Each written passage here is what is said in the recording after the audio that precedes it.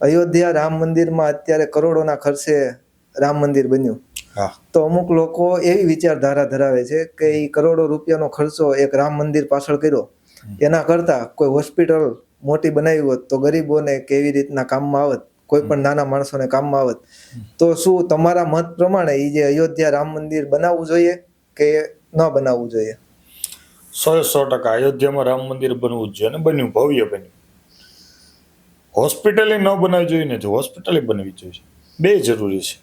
બીજું કે કરોડો રૂપિયાનો ખર્ચો થયો, એકવાર થયો. અયોધ્યામાં કરોડો રૂપિયાનો ખર્ચો થયો, અયોધ્યા મંદિર બન્યું એટલે લગભગ મંદિરની જે કાંઈ આવડતા હોય ઓછામાં ઓછી 50 વર્ષ, 60 વર્ષ, 70 વર્ષ, 100 વર્ષ આવડતા. પણ હવેથી ને ઇન્કમ ચાલુ થઈ ગઈ. ત્યાંના કેટલા રિક્ષાવાળાનો રોજગાર ચાલશે, કેટલા દુકાનવાળાનો રોજગાર ચાલશે, પછી આવવા જવામાં ટિકિટનું રેલવેવાળાનું ચાલશે, સરકારનું ચાલશે, મંદિરની અંદર દાન પુણ્ય થશે, એ સરકારમાં મંદિર છે એટલે સરકારને કેટલું અર્થતંત્ર વધશે. યુપીનું તો એમ કહે છે કે આ પ્રયાગરાજનો કુંભ મેળો થયો અને આમ રામ મંદિર બન્યું, એના કારણે યુપીનું અર્થતંત્ર સારું એવું છે, મજબૂત થઈ ગયું. કેટલાનો રોજગાર હાલે છે. ઉજ્જૈનની અંદર મહાકાલ છે, મહાકાલના હિસાબે ઉજ્જૈનની એમપીના કેટલા બધા ગામડાઓના માણસોનો રોજગાર ચાલે છે.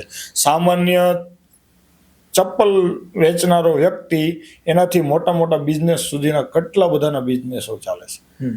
ખાલી મંદિર ન જવો, મંદિરની આજુબાજુ થઈ રહેલું કાર્ય જુઓ. તો એટલા માટે રામ મંદિર જરૂરી છે. અને રામ મંદિર જે અયોધ્યાની અંદર બન્યું છે એનો મહિમા શું છે? અયોધ્યાની અંદર જ કેમ રામ મંદિર? અયોધ્યામાં રામ મંદિર એટલે ભગવાન રઘુનાથજી કહે છે અવધપુરી રઘુકુલ મણિ રાહુ, અયોધ્યા નગરી છે એના રાજા રામ છે અને અયોધ્યામાં જ ભગવાન રામનું પ્રાગટ્ય થયું છે.